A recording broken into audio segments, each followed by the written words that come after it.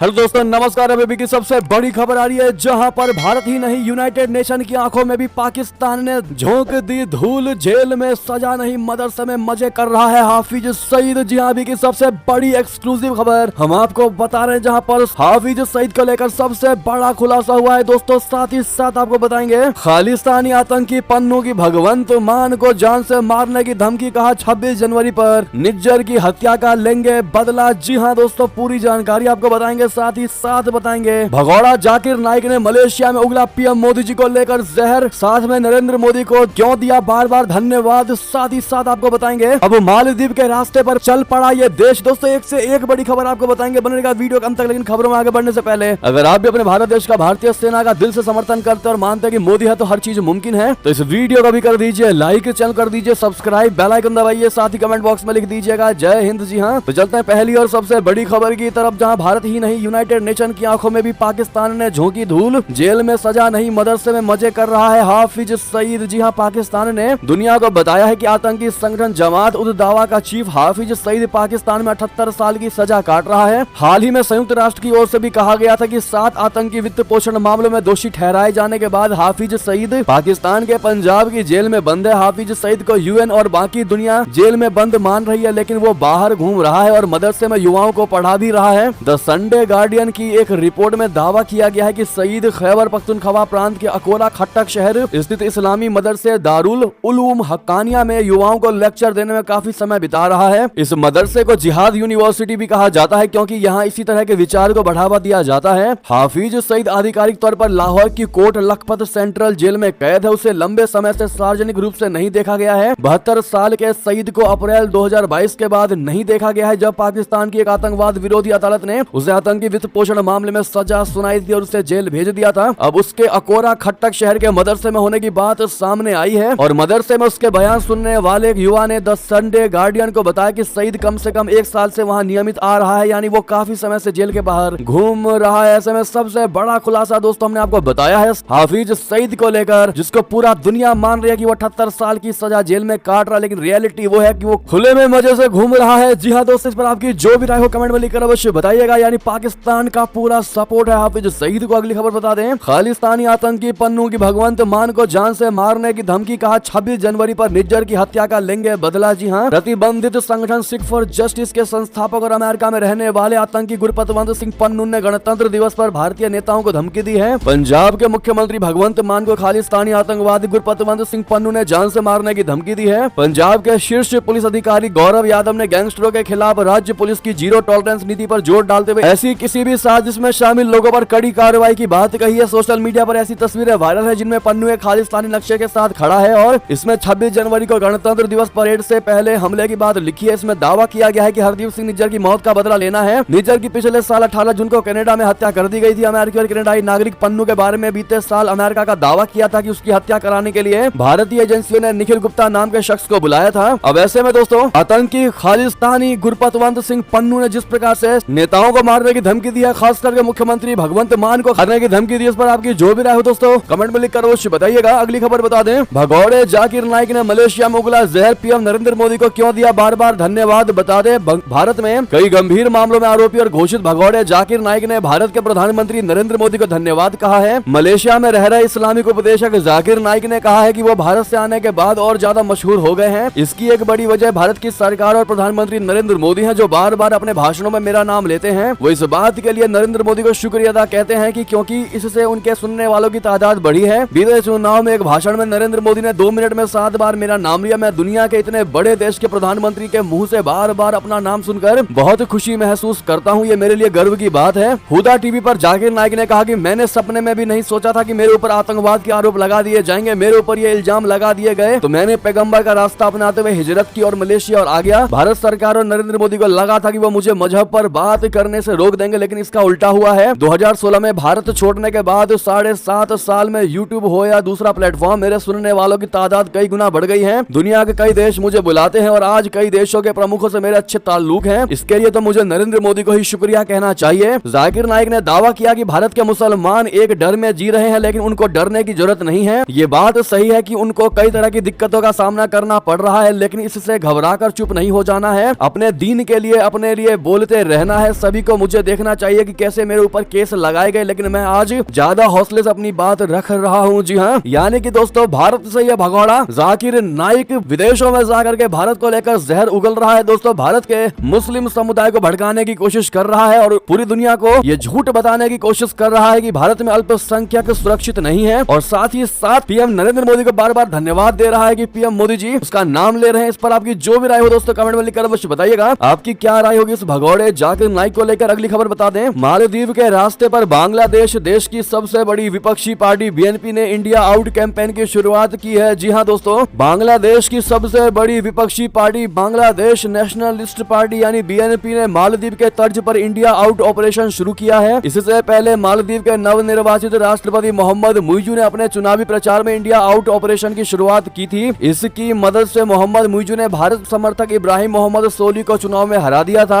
Eurasian times की report के मुताबिक बांग्लादेश नेशनलिस्ट पार्टी यानी बीएनपी प्रमुख बेगम खालिदा जिया के बेटे तारिक रहमान ने इंडिया आउट ऑपरेशन की शुरुआत की है। वो मौजूदा वक्त में बीएनपी के कार्यवाहक अध्यक्ष हैं। बीएनपी के नेतृत्व में बांग्लादेश में इंडिया आउट मूवमेंट मालदीव के उस अभियान की याद दिलाती है जिसकी वजह से आज भारत और मालदीव के संबंधों में तनाव पैदा हो गया है। दोस्तों बांग्लादेश नेशनलिस्ट पार्टी देश की इस्लामिक पार्टी है। अमेरिका इस पार्टी को टियर 3 आतंकवादी संगठन घोषित कर चुका है। इसकी वजह से बीएनपी ने इंडिया आउट आंदोलन शुरू किया है। इस दौरान बीएनपी के कार्यकर्ता भारत बांग्लादेश का मित्र नहीं है और भारत बांग्लादेश को तबाह कर रहा है जैसे नारे लगा रहे हैं। बीएनपी के कार्यकर्ता सोशल मीडिया प्लेटफॉर्म पर भारत विरोधी नारे पोस्ट कर भावनाएं भड़काने की कोशिश कर रहे हैं। वो सोशल मीडिया की मदद से ही भारत विरोधी आंदोलन को नेपाल तक पहुंचाने की भी कोशिश में है। जी हाँ दोस्तों, यहाँ तक कि बीएनपी के कार्यकर्ताओं ने भारत पर आरोप लगाते हुए कहा कि भारत हमारा दोस्त नहीं है, वो 1971 के दौरान हमारी मदद करने के लिए नहीं आए थे, उन्होंने यहाँ आकर बंगालियों के कीमती सामानों को लूटने का काम किया था। ऐसे में हमारा ये हक बनता है कि हम भारत का बहिष्कार करें। ये आरोप दोस्तों बीएनपी पार्टी भारत पर लगा रही है, जबकि आज भारत की ही वजह से बांग्लादेश बना है दोस्तों, और उपकार मानने के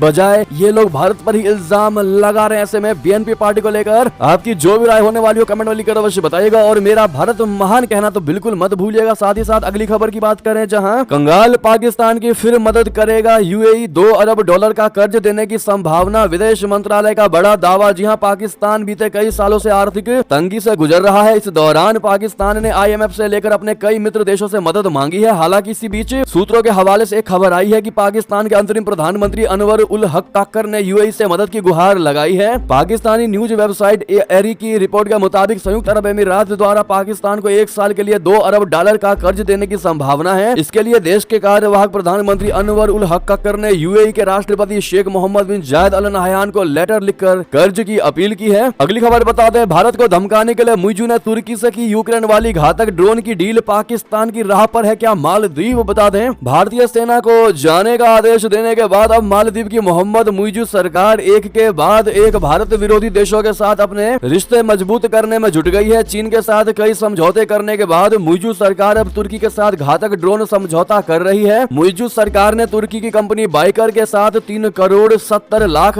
के एक समझौते पर साइन किया है। बाइकर तुर्की के राष्ट्रपति एर्दोगन के दामाद की कंपनी है। मालदीव में पद संभालने के बाद मुइजू सबसे पहले तुर्की ही गए थे। तुर्की के ये ड्रोन आर्मेनिया से लेकर यूक्रेन की जंग में तबाही मचा चुके हैं। भारत का पड़ोसी दुश्मन देश पाकिस्तान भी इन किलर ड्रोन का इस्तेमाल करता है। मालदीव की मुइजू सरकार का कहना है कि वो अपने विशाल समुद्री इलाके की निगरानी के लिए इन मिलिट्री ड्रोन की खरीद कर रही है। मालदीव की मीडिया रिपोर्ट के मुताबिक मुइजू सरकार ने इस ड्रोन डील के लिए पैसा भी जारी कर दिया है। इससे पहले भारत ने मालदीव को अपने समुद्री तटों की निगरानी के लिए डोर्नियर विमान और हेलीकॉप्टर दिया था। जी हाँ दोस्तों, और भारतीय सैन्य तकनीकी दल ही इस विमान की रिपेयरिंग भी करता था। अब इन भारतीय सैनिकों को मालदीव के राष्ट्रपति ने 15 मार्च तक चले जाने के लिए कहा है। दोस्तों माना यह जा रहा है कि इसी कमी को पूरा करने के लिए मुइजू ने तुर्की के साथ हाथ मिलाया है और सैन्य ड्रोन खरीद रहा है। दोस्तों ऐसे में जिस भारत ने इतने सालों से मालदीव की इज्जत और मालदीव की रक्षा की है, उसको हर बुरी स्थिति से बचाया है, बुरे टाइम में उसका साथ दिया है, और आज जिस प्रकार से मुइजू की सरकार भारत के सैनिकों को हटाने की बात कह रही है, और वैसे में क्या मालदीव को पूरे तरीके से त्याग देना चाहिए अपने भारत को? क्या मालदीव के साथ रिश्ते खत्म कर देने चाहिए भारत को, जिस प्रकार से भारतीय सेनाओं को लेकर ऐसी बातें की जा रही हो? बहरहाल दोस्तों ये बातें और ये सवाल का जवाब हम आप पर छोड़ते हैं। आपकी इस पर जो भी राय हो कमेंट में लिखकर अवश्य बताइएगा। बहरहाल ये थी अभी की सारी बड़ी खबरें। आपको हमारी खबर कैसी लगी? आशा करता हूँ बहुत अच्छी लगी होगी। अगर थोड़ी भी अच्छी लगी है तो इस वीडियो को दोस्तों में, भाइयों में, साथियों में, रिश्तेदारों में शेयर अवश्य कर दीजिएगा। और अभी कर दीजिए इस वीडियो को लाइक, चैनल को कर दीजिए सब्सक्राइब, बेल आइकन दबाइए, साथ ही कमेंट बॉक्स में लिख दीजिएगा जय हिंद, जय भारत। और यहाँ तक बने रहने के लिए आप सभी का बहुत बहुत धन्यवाद। जय हिंद, जय भारत।